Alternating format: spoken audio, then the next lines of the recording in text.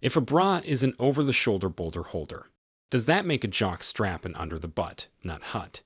Today, I'm going to recap a 2023 action fantasy film called Ant-Man and the Wasp: Quantumania. The movie begins with the figure of Janet, a woman who has been ensnared in the quantum realm for a considerable period. This realm is home to extraordinary beings, entirely unlike anything we know in our world. During a particular confrontation with these monsters, Janet finds herself rescued by an unexpected savior.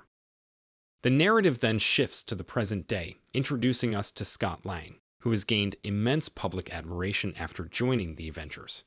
Despite his past as an ex-convict, Scott successfully demonstrated to society that he has a good heart. Now he enjoys a peaceful existence with his new family, including Hope Van Dyne. Hope, following in the footsteps of her father's ideals, founded a highly regarded company, the Pim Van Dyne Foundation. One day, while Scott is at an event, he receives a call from the police, informing him that his daughter Cassie was taken into custody after causing a mishap by miniaturizing a police car. As a result, Scott and Hope take Cassie to Hank Pym and Janet Van Dyne. There, after a shared meal, Cassie unveils a hidden project she has been working on with Hank, a device that opens a gateway to the quantum realm, facilitating exploration through the use of drones. Cassie's confidence in the device stems from her frequent dispatching of signals to this subatomic universe. But when Cassie attempts to send a signal, Janet abruptly shuts down the device, cautioning that the quantum realm is far more perilous than their world, and urges Cassie not to reactivate the device. Amidst the ensuing debate and demand for Janet's reasoning, the device unexpectedly powers on again, resulting in a fantastic phenomenon. All items within the room are swept into the quantum realm. In the process, they split into two factions due to landing in separate locations. Janet warns everyone to conceal themselves as an aircraft buzzes overhead. Scott and Cassie find themselves bewildered and under attack from a solar-like creature within the quantum realm. As they panic, a native creature swoops in and rescues them, leading them to its dwelling. Here they are compelled by the indigenous creature to ingest a crimson liquid, not a toxin, but a linguistic facilitator allowing communication within the quantum realm. Scott is taken aback when one of the creatures, Quaz, is able to read his thoughts with a mere glance. Following an extensive discussion on the topic of why humans possess 7 body openings, the group's leader, Jentorra, insists that Scott and Cassie depart. Jentorra explains that in the quantum realm, there is a being known as the Conqueror, who takes pleasure in hunting entities from different planes of existence, like Scott and Cassie. The Conqueror has enslaved Jentorra and her people, extracting them from their own world. Jentorra is fearful of allowing Scott and Cassie to stay, as she worries that the Conqueror may threaten her people. Simultaneously, Janet leads her kin on a mission to locate Scott and Cassie, aware of the severe perils that the quantum realm presents. However, they soon encounter a band of peculiarly shaped quantum realm denizens. A formidable clash was anticipated, but it was soon revealed that these creatures were Janet's old allies from her previous confinement in this realm. As a result, Janet and her family secure a ride, expediting their search for Scott and Cassie. Upon reaching what can be best described as a quantum realm tavern, Hank and Hope are offered a drink by Janet, which instantaneously enables them to comprehend the quantum realm inhabitants' language. Janet visits this spot to reunite with her former best friend, Lord Krylar. She appeals to Krylar for assistance in finding Scott and Cassie, who she believes have gone astray in the quantum realm. Regrettably, Krylar, once Janet's closest companion and a bold opponent of the Conqueror, is now aligned with him. He pledged allegiance to the Conqueror following Janet's departure to Earth, seeking a position of power. Instead of aiding Janet, Krylar alerts the Conqueror of her return and instructs his minions to detain Janet's family. After overcoming half of Krylar's forces, they escape to continue their quest for Scott and Cassie. The narrative then shifts back to Scott and Jentorra's team, who are swiftly attacked by the Conqueror's soldiers. Initially, Scott's only intention is to protect his daughter, but Cassie's empathetic disposition leads her to intervene upon witnessing Jentorra's group under duress from the Conqueror's forces. This forces Scott to join the fray as well. They are taken aback by the sudden appearance of Dyne, looking drastically different. Dyne, last seen in the 2015 Ant-Man film, had ventured into the quantum realm. His body was found by the Conqueror, resurrected, and rechristened as M.O.D.O.K. While aboard the ship, Janet recounts the tale of the Conqueror, the savior who rescued her at the film's onset, known as Kang. After Kang the Conqueror rescues Janet from a beast, she reciprocates by saving him from a fatal crash. Over time, as the two found themselves stranded in the quantum realm, they collaborated to repair Kang's ship. Kang explained that his ship could traverse any universe, promising Janet that once repaired, the ship could transport her anywhere she wished. Consequently, they worked tirelessly, eventually managing to construct an energy core to reboot Kang's ship. But upon contact with the ship's core, Janet was subjected to a vision showcasing Kang's malevolent actions. It was revealed that Kang the Conqueror is a being of immense power, a power he exploits to colonize, massacre, and obliterate all realms he encounters. Therefore, when Kang prepared to escort Janet back to Earth, she abruptly renounced her decision. She feared that if Kang was unleashed from the quantum realm, it could cause an unprecedented catastrophe on Earth. Consequently, this turn of events motivated Janet to utilize her suit to reclaim the energy core of Kang's ship, which they had repaired. Anticipating a lack of success against Kang, Janet pulls out a blue chip to amplify the size of the ship's energy core. Janet surmised that the destruction of the energy core would resolve everything. However, Kang had already established a vast, invulnerable empire within the quantum realm, drawing his power from the suit he acquired from his ship. Meanwhile, Scott and Cassie are held captive in Kang's stronghold. Here, Scott finally encounters Kang the Conqueror face to face. Kang demands Scott's assistance in restoring the ship's energy core, threatening to execute Cassie if Scott fails to comply.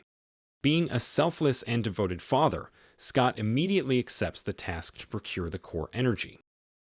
Scott's solitary task is to retrieve the energy core and restore it to its original state, but he must act quickly, as his condition worsens the longer he remains there.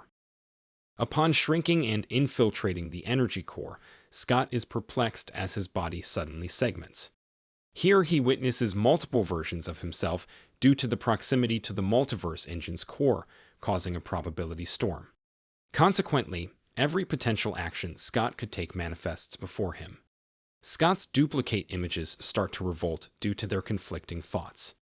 On another front, after an extensive journey, Janet and the rest join forces at the energy core. Sensing Scott's presence there, Hope decides to venture into the energy core. Just as Scott struggles with the pandemonium incited by his illusionary selves, he is reminded of his daughter's peril as Kang the Conqueror's hostage. This realization invigorates Scott, and his alternative selves rally behind him, collaborating to retrieve the core energy.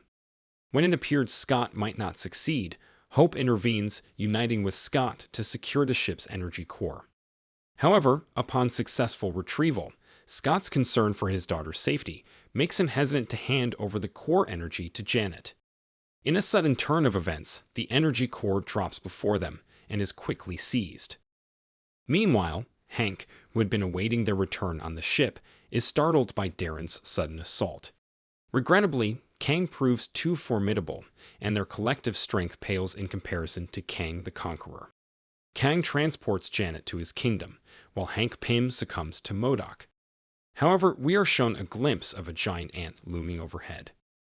On the other side, Janet is led to Kang's empire, where Kang inquires about her vision when she made contact with the energy core. Janet responds, saying she saw a beast with the audacity of a deity. Nonetheless, Kang asserts that his intentions were to eradicate himself, or more accurately, another variant of himself in a separate multiverse, who possesses the potential to obliterate the entire multiverse at any given moment. Yet, Janet argues that this act equates to Kang murdering countless innocent individuals across various multiverses. Unfazed, Kang remains determined to obliterate time. In the vicinity, Hank encounters Scott and Hope, who are gradually recovering from their unconscious state. Hank isn't alone. His intelligent pet ants accompany him. It appears the ants traversed the same quantum tunnel, but emerged at a different temporal point due to time dilation thousands of years prior. Consequently, they evolved and attempted to communicate with Hank via an earpiece. Currently, Hank's ant civilization has advanced significantly. These ants progressed and evolved, forming civilizations over thousands of years. However, in their present time frame, the ants only experienced a single day. Simultaneously, Cassie, who was being incarcerated, manages to break free and promptly liberates Jentorra. Having successfully sprung Jentorra from captivity, they quickly rally Jentorra's forces stationed outside Kang's stronghold. Now inside, Jentorra and her troops are prepared to decimate Kang's forces, while Cassie confronts M.O.D.O.K in a one-on-one battle. Concurrently, Kang the Conqueror commences preparations to depart the quantum realm. From outside, Scott begins transforming his physique into a colossal size, leading the indigenous creatures in their assault against Kang's fortress. Meanwhile, Jentorra successfully unites with her entire forces, inspiring them to reclaim their territory. They promptly launch a war against Kang the Conqueror. Upon defeating M.O.D.O.K by transforming into a giant, Cassie implores M.O.D.O.K to reform, emulating the Avengers. Concurrently, with the realization of Kang's imminent ship launch, Scott and Hope collaborate to sabotage Kang's escape plan. Kang the Conqueror exhibits contempt for the interventions of Scott and the others. Eventually, Kang the Conqueror intervenes, directly battling all adversaries present. Witnessing the native creatures struggle against Kang's might, the superhero family steps in to combat Kang the Conqueror. As the trio of superheroes continue to be overwhelmed by Kang the Conqueror, Hank Pym makes an entrance, backed by his combative ants. With the assistance of Hank's immensely potent ant powers and M.O.D.O.K's self-sacrifice, they finally overpower Kang the Conqueror. As M.O.D.O.K draws his last breaths, he acknowledges his transformation into a better individual. At this juncture, Janet promptly informs the group of her successful creation of a portal leading back to Earth. All but Scott manage to return safely, before Kang the Conqueror reemerges, initiating an unavoidable clash between the pair. Fortuitously, as Scott finds himself cornered, Hope arrives in the nick of time to aid Scott against Kang. Inevitably, Kang the Conqueror meets his downfall. Subsequently, both return to Earth. Now Scott resumes a normal, blissful life with his superhero family on Earth. However, Kang's words continue to resonate with Scott, the prospect of his alternate self wreaking havoc on the multiverse if he doesn't escape. Nevertheless, he attempts to savor the moment, avoiding overthinking potential future events. Following that, in the credits sequence, we are introduced to 3 doppelgangers of Kang, namely Ramatut, Immortus, and another whose identity remains unclear. However, numerous speculations suggest that this figure might be referred to as futuristic. If you recognize this character, please feel free to share in the comments section. Nonetheless, the crux of their conversation revolves around Kang's punishment and banishment. The Kang the Conqueror, presently in the quantum realm and nearing death, makes it unclear whether the Kang confronted by Scott is truly deceased. Moreover, these 3 individuals are now rallying all the various Kangs from different multiverses and timelines for a gathering presided over by these 3 Kang leaders. Subsequently, in the second credits sequence, Loki and Mobius are depicted, apparently monitoring Kang as he elucidates the concept of the time machine. If you enjoyed this video, don't be shy to hit the like button, and if you disliked it, hit the dislike button twice, just to be sure. It would be best if you watched the whole movie. Thank you very much for watching. Please subscribe for more videos like this.